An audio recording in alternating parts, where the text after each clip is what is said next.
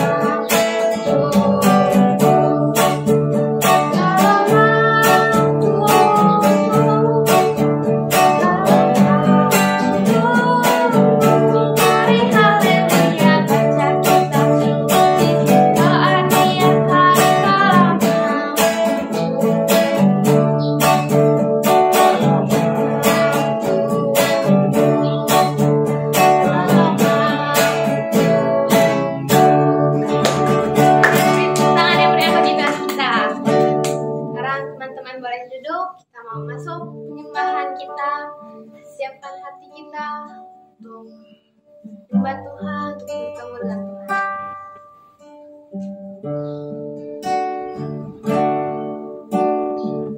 Kita nyanyikan lagu penyanyi Haleluya.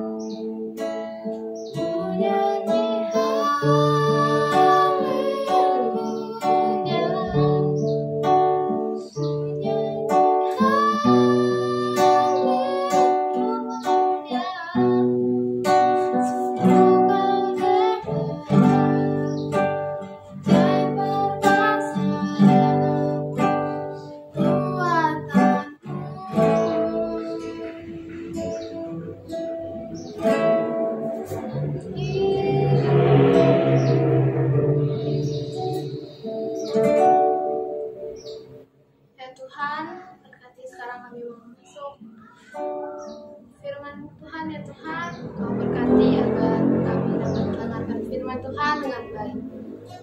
Terima kasih Tuhan. Amin.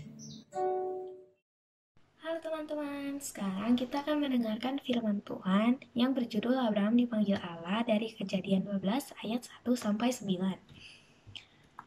Kejadian 12 ayat 1-9. Berfirmanlah Tuhan kepada Abraham, "Pergilah dari negerimu, dari sanak saudaramu, dan dari rumah bapamu ini ke negeri yang akan kutunjukkan kepadamu. Aku akan membuat engkau menjadi bangsa yang besar dan memberkati engkau serta membuat namamu masyhur. Dan engkau akan menjadi berkat. Aku akan memberkati orang-orang yang memberkati engkau dan mengutuk orang-orang yang mengutuk engkau. Dan oleh semua kaum di muka bumi akan mendapat berkat."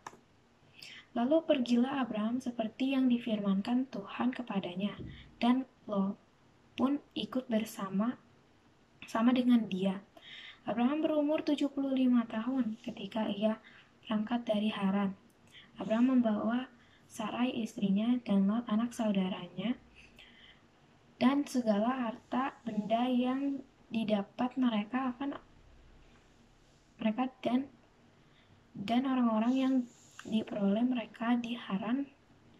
Mereka berangkat ke tanah Kanaan. Lalu sampai di situ Abraham berjalan melalui negeri itu sampai ke suatu tempat dekat Sikhak, yakni pohon terpatin di More. Waktu itu orang Kanaan diam di negeri itu. Ketika itu Tuhan menampakkan diri kepada Abraham dan berfirman, "Aku akan memberikan negeri ini kepada keturunanmu." Maka didirikannya di situ mezbah bagi Tuhan yang telah menampakkan diri kepadanya. Kemudian ia pindah dari situ ke pegunungan di sebelah timur Betel. Ia memasang kemahnya dengan Betel di sebelah barat dan Ai di sebelah timur. Lalu ia mendirikan di situ mezbah bagi Tuhan dan memanggil nama Tuhan. Sesudah itu Abraham berangkat dan makin jauh ia berjalan ke tanah Negeb. Abraham dipanggil Allah. Di Babel, Tuhan menghukum lalu menyebarkan semua orang ke seluruh bumi dengan berbagai bahasa. Tetapi banyak orang masih menyembah patung dan tidak berdoa kepada Tuhan. Di daerah Ur-Kasdim, ada seorang yang suka berdoa, namanya adalah Abraham. Suatu hari, Tuhan berfirman agar Abraham pergi meninggalkan rumahnya. Tuhan berjanji akan memberkati Abraham dan membuat Abraham menjadi bangsa yang besar. Tapi Tuhan tidak memberitahu Abraham kemana tujuan tempat Abraham harus pergi. Bapak Abraham berumur 75 tahun dan Bapak Abraham mengajak Sarai istrinya. Walaupun tidak tahu tujuan pergi kemana, Bapak Abraham dan Ibu Sarai tetap percaya kepada Tuhan. Lalu Bapak Abraham dan Ibu Sarai membawa segala harta bendanya. Kemudian pergilah Bapak Abraham disertai para pelayannya dan juga Lot keponakannya. Akhirnya mereka sampai di tanah Kanaan. Bapak Abraham dan rombongannya berhenti di pohon tarbantin di More. Ketika berhenti, Tuhan berfirman akan memberikan tanah Kanaan ini kepada turunan Abraham. Kemudian Bapak Abraham mendirikan mezbah bagi Tuhan di sebelah timur Betel. Oke teman-teman, itu firman Tuhan untuk minggu ini yang berjudul Abraham dipanggil Allah. Terima kasih sudah mendengarkan. God bless you all. Shalom adik-adik. Sekarang kita mau mendengarkan firman Tuhan. Dan sebelum kita dengerin firman Tuhan, kita mau berdoa dulu ya. Mari kita bersatu dalam doa. Tuhan, terima kasih Tuhan untuk hari ini. Tuhan, terima kasih untuk hari yang Kau berikan Tuhan. Biar kiranya firman yang kami dengar hari ini Tuhan dapat menjadi rema dalam hidup kami dan juga dapat kami terapkan dalam kehidupan sehari-hari kami Tuhan.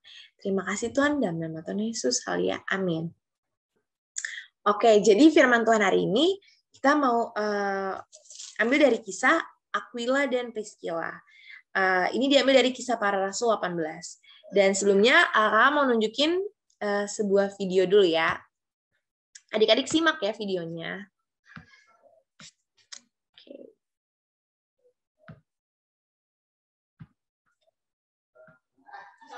Komik Alkitab Anak. Aquila dan Priscilla. Sumber dari Alkitab Perjanjian Baru. Kitab Kisah Para Rasul pasal 18.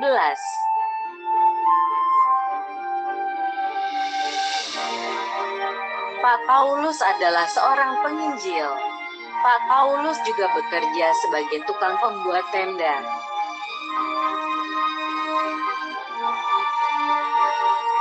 Suatu hari, Pak Paulus sedang pergi ke kota Korintus.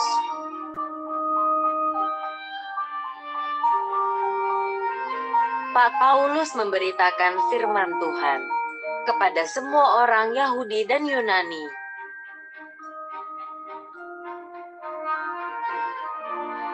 Lalu Pak Paulus bertemu dengan suami istri, yaitu Bu Priscilla dan Pak Aquila.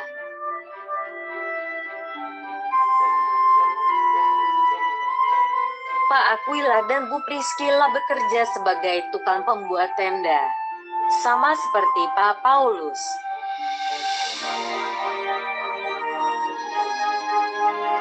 Pak Paulus berkata kepada mereka agar percaya bahwa Yesus adalah Tuhan.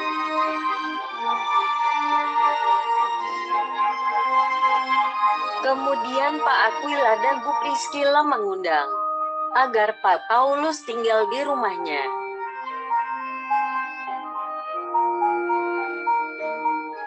Pak Paulus, Pak Aquila, dan Bu Priscilla pergi berlayar ke kota Efesus untuk menginjil.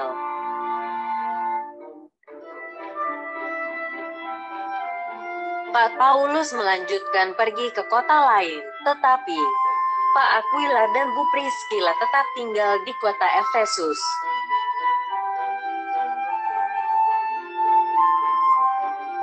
Di kota Efesus ada seorang penginjil bernama Apolos yang sedang memberitakan firman Tuhan.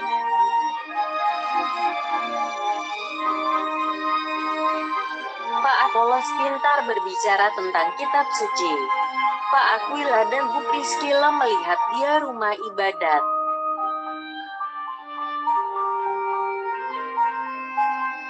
Pak Aquila dan Bu Priscilla mengundang Pak Apolos ke rumahnya.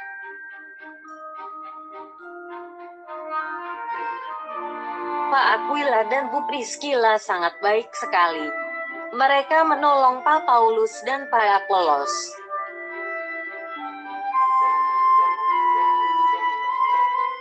Pak Aquila dan Bu Priscilla sangat bersukacita melayani Tuhan.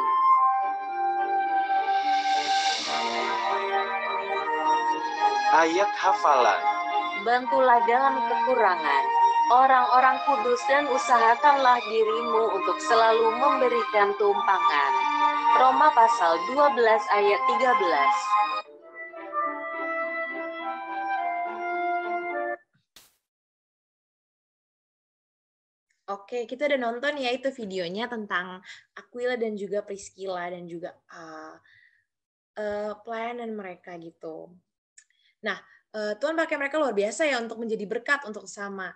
Nah, kita juga bisa seperti Bapak Aquila dan juga Ibu Priscilla itu melayani orang-orang. Nah, gimana caranya? Yang pertama itu kita harus punya hati yang mau melayani. Nah, di Kisah Para Rasul 18 ayat pertama sampai yang ketiga ditulis, kemudian Paulus meninggalkan Athena lalu pergi ke Korintus. Di Korintus ia berjumpa dengan seorang Yahudi bernama Aquila yang berasal dari Pontus. Ia baru datang dari Italia dengan Priscilla, istrinya, karena Kaisar Claudius telah memerintahkan supaya semua orang Yahudi meninggalkan Roma. Paulus singgah ke rumah mereka. Dan karena mereka melakukan pekerjaan yang sama, ia tinggal bersama-sama dengan mereka. Mereka bekerja sama-sama karena mereka sama-sama tukang kemah. Nah, di sini Bapak Aquila dan juga Ibu Priscilla, dia memberikan tumpangan ya untuk Paulus gitu. Dia mengizinkan Paulus untuk bersinggah di rumahnya, tinggal dulu di rumahnya gitu. Nah kan itu kalau gitu mereka harus punya hospitality yang hebat ya, mereka mau melayani Paulus di rumahnya, mau nyediain kamar gitu lah ya untuk Paulus. Mereka melakukan pelayanan luar biasa untuk Paulus. Di situ dia menginjili ya kan di Korintus. Nah sama seperti mereka, kita juga harus bisa melayani orang lain. Mungkin ada mikir, wah Kak, aku belum punya rumah sendiri, aku gimana mau numpangin orang? Nah, bentuk pelayanan itu bukan cuma sekedar itu doang adik-adik. Segala sesuatu yang kita lakukan itu bentuk pelayanan kita untuk Tuhan. Jadi apapun yang kita lakukan itu, yaitu bentuk pelayanan kita. Nah, di situ kita harus ingat bahwa kalau apapun yang kita lakukan itu bentuk pelayanan kita untuk Tuhan, kita harus bersungguh-sungguh melakukannya. Misalnya dari hal simpel. Misalnya orang tua kita baru pulang dari kantor, kita lihat orang tua kita capek ya, kita kasih minuman, kita kasih makanan, atau kita pijit-pijit orang tua kita. Atau misalnya untuk teman-teman, misalnya teman-temannya kurang paham materi, kita bisa bantu ajarin teman-teman kita. Itu juga bentuk dari pelayanan kita. Nah, banyak banget bentuk pelayanan yang lainnya. Dan selain itu juga, kita harus selalu ingat bahwa motivasi saat kita melayani itu bukan untuk mencari apa kata orang, bukan untuk dipuji-puji sama orang. Mungkin kadang kita kayak mau melayani karena kita kayak mikir, wah ntar orang lihat aku baik sama dia, jadi orang kayak, wih si A baik banget, kita senang gitu dengar pujian dari orang. Tapi jangan sampai motivasi hati kita salah ya. Saat kita melayani, motivasi kita itu harus karena kita tulus melayani untuk Tuhan, karena apapun yang kita lakukan itu untuk Tuhan, bukan untuk manusia, seperti ditulis di Kolose 3:23. Jadi jangan sampai kita terlalu mengejar apa kata orang-orang, jadi motivasi kita melayani jadi salah deh. Nah, jadi kita harus selalu ingat bahwa saat kita melayani, yang kita layani itu Tuhan, bukan manusia, bukan teman-teman kita, bukan orang tua kita, tapi yang terutama itu kita harus melayani Tuhan. Nah, yang kedua itu, poin yang kedua adalah mencari rekan yang saling membangun. Nah, Ibu Priscilla dan Bapak Aquila ini, mereka saling melengkapi, mereka saling membangun, mereka melayani bersama-sama. Nah, sama seperti mereka, kita juga harus punya, kita harus dikelilingi oleh orang-orang yang membangun gitu. Maksudnya kan orang-orang yang membangun, maksudnya kita harus dikelilingi oleh lingkungan dan juga teman-teman yang membangun. Jangan kita cari teman-teman yang nakal-nakal, yang suka bolos-bolos, karena itu yang bakal bisa mempengaruhi kita nanti. Loh Kak, tapi kan kita nggak boleh pilih-pilih teman. Benar, kita nggak boleh pilih-pilih teman. Tapi kita harus bisa menyaring pertemanan kita. Kenapa? Karena pergaulan yang buruk merusak kebiasaan yang baik. Nah, bukan berarti juga kita musuh-musuhin tuh teman-teman yang suka bolos, yang suka nyontek. Tapi kita terus berdoa untuk mereka. Kita selalu ajak mereka, ajak ke komsel, ajak ibadah. Kita ajakin tuh, kita berdoa bareng kalau mereka mau kan. Nah, selain itu, kenapa kita harus mencari teman yang saling membangun? Karena at the end of the day, teman-teman kita itu satu hal yang bisa mempengaruhi kita. Jadi jangan sampai kita dapat teman-teman yang bandel-bandel, kita ntar jadi ikut-ikutan bandel, jadi bolos-bolos juga gereja. Tapi kita harus yang menjadi berkat untuk mereka. Kita harus ngajak mereka ke gereja, kita harus selalu mendoakan mereka dan juga mengajak mereka untuk melakukan perbuatan yang baik. Jadi ntar kita selalu ngajak mereka untuk melayani Tuhan bareng-bareng, gitu ya. Lalu poin yang ketiga adalah memberitakan Injil. Nah, di Kisah Para Rasul 18 ayat yang ke-24 sampai ke-26 ditulis, sementara itu datanglah ke Efesus seorang Yahudi bernama Apolos yang berasal dari Alexandria. Ia seorang yang fasih berbicara dan sangat mahir dalam soal-soal kitab suci. Ia telah menerima pengajaran dalam jalan Tuhan. Dengan bersemangat, ia berbicara dengan teliti ia mengajar tentang Yesus. Tetapi ia hanya mengetahui baptisan Yohanes. Ia mulai mengajar dengan berani di rumah ibadat. Tetapi setelah Priscilla dan Aquila mendengarnya, mereka membawa dia ke rumah mereka dan dengan teliti menjelaskan kepadanya jalan Allah. Nah, sama seperti Bapak Aquila dan juga Ibu Priscilla ini, kita harus bisa memberitakan Injil ke teman-teman kita, ke orang-orang sekitar kita, dan juga orang-orang yang kita kenal gitu. Bahkan ke keluarga kita juga bisa yang mungkin belum mengenal Tuhan. Nah, mungkin adik-adik mikir kayak, kita masih kecil, gimana caranya kita memberitakan Injil, gimana caranya kita memberitakan firman untuk teman-teman di sekitar kita. Nah, yang paling kita bisa memberitakan Injil dengan cara hal simpel, misalnya kita mulai dari hal-hal kecil, yaitu ngajak mereka ke komsel, ngajak mereka ke gereja, kita ajak, ayo yuk kita komsel bareng, kita puji-puji Tuhan bareng nanti di ibadah. Nah, di situ kan ntar mereka mendengarkan firman bareng-bareng sama kita, dan juga kita saling membangun jadinya ya kan. Nah, selain itu juga kita bisa memberikan kesaksian gitu tentang kebaikan Tuhan dalam hidup kita. Kakak percaya adik-adik semua pasti pernah merasakan kebaikan Tuhan dalam hidup kalian, amin. Nah, pasti kalian merasakan itu. Nah, itu bisa jadi kesaksian kalian untuk teman-teman. Ntar teman-teman tergerak kayak, wah Tuhan baik banget ya, kalau Tuhan aja bisa di hidupnya si A, berarti aku juga mau ngerasain kebaikan Tuhan. Nah, dengan itu teman-temannya jadi bersemangat, jadi pengen dengar lebih lagi firman Tuhan, pengen cari tahu Tuhan lagi. Kayak apa sih Tuhan itu? Nah, selain itu juga kita bisa memberitakan Injil ataupun mengajak teman-teman dengan cara paling simpel itu kita bisa menjadi berkat lewat hidup kita gitu, lewat apa yang kita katakan, lewat tingkah laku kita dan perbuatan kita. Kenapa Kak kok bisa? Karena saat teman-temannya lihat kita kayak, ih kok dia baik banget, dia rajin banget, dia sopan banget ya, teman-temannya pasti kayak jadi tergerak, jadi penasaran kayak, kok kamu bisa baik banget sih, kok kamu hatinya bisa lembut banget, bisa jadi orang pemaaf banget. Nah, di situ kan pasti teman-temannya penasaran, baru di situ kita bisa bilang kalau ini semua karena kemurahan Tuhan, karena penyertaan Tuhan, kita bisa kayak begini karena kita rajin dengar firman Tuhan. Nah, di situ kan teman-temannya jadi penasaran, baru kita bisa ajak teman-temannya ke gereja juga bareng-bareng dan mendengarkan firman bareng-bareng. Jadi sekali lagi, apapun yang kita lakukan itu, orang-orang suka memperhatikan, dan makanya kita sebagai anak Tuhan, kita sebagai orang-orang Kristen, kita harus bisa menunjukkan teladan dan juga menjadi berkat untuk sekitar kita. Nah, itu. Jadi yang pertama itu, kita harus punya hati yang mau melayani. Yang kedua, kita harus mencari teman dan juga sekeliling kita yang saling membangun, biar kita bisa saling membangun satu sama lain. Yang ketiga itu, memberitakan Injil. Nah, teman-teman, sebelum kita mengakhiri ini, kita mau berdoa dulu ya. Mari kita semua bersatu dalam doa. Tuhan yang baik, terima kasih Tuhan untuk hari ini. Tuhan, terima kasih untuk penyertaan-Mu Tuhan selama ibadah online kami Tuhan. Tuhan, kami sudah mendengarkan firman-Mu, kami juga sudah menyembah Engkau Tuhan. Sebentar lagi kami akan mengakhiri ibadah kami Tuhan. Berkati Tuhan, biar kiranya apapun yang kami lakukan selama hari ini, Engkau yang pimpin Tuhan, dan juga Engkau yang sertai Tuhan. Dan juga berkati Tuhan agar kami dapat melayani teman-teman, melayani sekitar kami Tuhan dengan hati yang tulus Tuhan, dan juga dengan motivasi yang benar Tuhan. Dan juga biar kiranya lewat hidup kami banyak orang yang dapat merasakan kasih-Mu Tuhan. Biar lewat hidup kami Tuhan, kami dapat menjadi berkat bagi sekeliling kami. Terima kasih Tuhan, dalam nama Tuhan Yesus, haleluya, amin. Ya teman-teman, itu aja, sampai jumpa minggu depan. Tuhan berkati, selamat hari Minggu semua.